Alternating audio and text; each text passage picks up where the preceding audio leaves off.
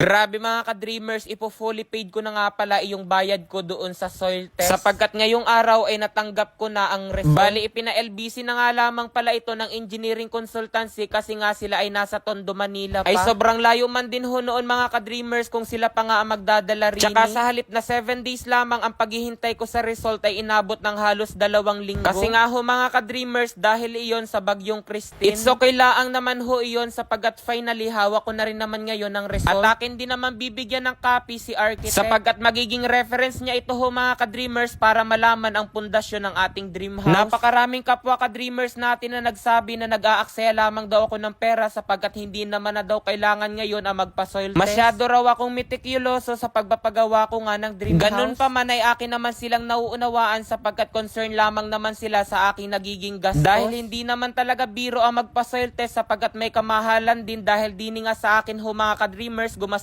ako ng 70,000. Medyo malaking halaga rin ang aking inilabas kaya siguro maraming hindi nagpapagawa nga nito. Pero dahil ang concern nga natin ho mga ka-dreamers yung katibayan ng ating dream house in the long run kaya naman ipinagawa ko kahit na may kamahalan. Iba pa rin kasi kapag may kasiguraduhan dahil syempre napakalaking pera ang aking ilalabas din. Kaya lahat ng dapat gawin para sa pagpapatayo ko ng dream house at masigurado ang katibayan nito ay aking gagawin para naman wala akong pagsisisihan sa bandang huli. Aba, itignan nyo naman ho mga ka-dreamers ang kapaligiran nga rin sa amin. Sobrang ganda talaga ho mga ka-dreamers itong pagpapatayuan ng dream house kasi overlooking. Lalo na siguro kapag nasa 3rd floor ka kasi kitang-kita mo na ang kabayanan. Kaya sa bawat paglipas nga ng mga araw ay nalalapit na ang ating pagpapasimula ng dream house. As in excited na ho ako mga ka-dreamers masimulan tapos matirahan yung dream house. So, di ba kayo mag-alala, i-update ko naman kayo kapag sinisimulan na. Sa ngayon kasi ay hindi pa tapos ni Architect Abia rin lahat ng papel. Pero once na ma-release na ho mga ka-dreamers ang building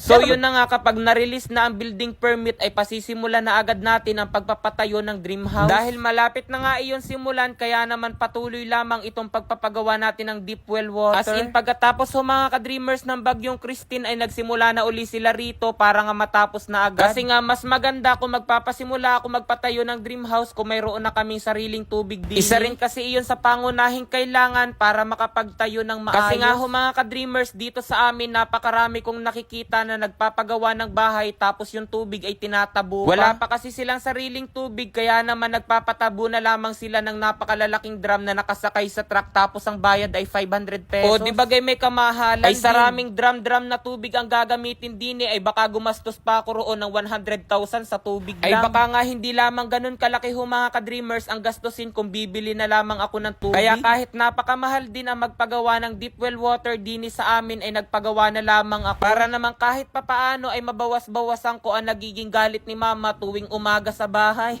Kasi ho mga ka-dreamers, si mama yung tipo ng ina na madalas nagagalit kapag walang tubig yung aming tumbler. Ay lalo na ho ngayon kasi wala naman kaming tubig doon sa aming bahay na inuupahan kaya naman nagpapatabo lamang. Ay minsan hindi na isasalin yung mga nasa container. Ayun, nagagalit si mama. Kasi may mga senaryo talaga sa amin mga ka-dreamers na sasabihin ni mama, Toy, isalin mo ko ng tubig sa tumbler at maliligo na ako. Toy, magsaling ka ng tubig din sa tumbler sa kusina kasi magsasaing, wala nang laman. Toy, loadan mo nga ako at ako'y tatawag sa magtatabo. Ay ayan ho, madalas mga ka-dreamers ang naririnig ko kay mama pagdating nga sa tubig. Kaya sabi ko talaga sa kanya, ilang araw na lamang mama, magkakaroon ka na ng sariling tubig. Tsaka napakalaking bagay na kasi mababawasan ang utos sa akin ni mama araw-araw. Ayan ho mga ka-dreamers, finally naka 200 feet na nga sila rini. Update ko kayo hanggang matapos. Ang laki, grabe.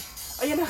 82,200, grabe. O di ba mga ka-dreamers, ganun lamang kadali kumita ng napakalaki rito kay PH MOBA. Kaya kung nais mo rin kumita, nasa comment section lang ang link para mag-register at mag-deposit. Huwag kalimutan mag-take ng screenshot at ilagay iyan sa comment section para manalo ka ng 500 pesos. Ipakikita ko sa inyo kung paano ako kumikita ng napakalaki rito kay PH MOBA. Ang madalas ko rito laruin ay Super Ace.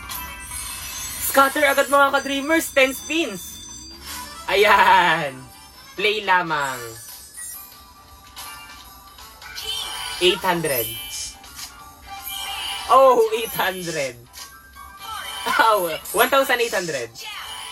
21,000. 20,000. Wala. 21,000 tapos 20,000. Papasunto ka talaga kapag gano'n ng 3,200. Oh, 30,000. 30,000.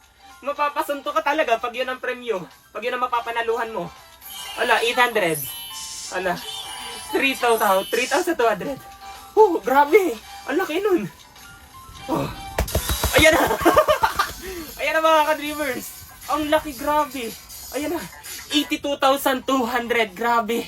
Panalo-panalo si ka-dreamer nyo. Kaya kung nais nyo rin kumita mga ka-dreamers, nasa comment section lang ang link para mag-register at mag-deposit. Huwag kalimutan mag-take ng screenshot at ilagay yan sa comment section para mapapremyohan kita ng 500 pesos.